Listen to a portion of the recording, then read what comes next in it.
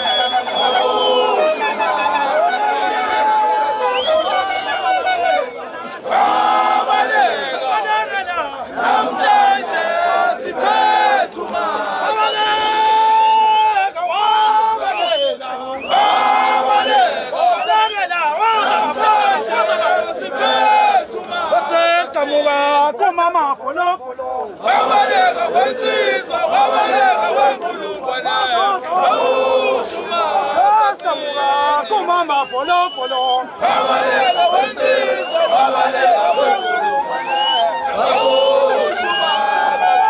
Madoda wabalela. Namhlanje siphethuma. Madoda wabalela. Abalekela. Namhlanje siphethuma.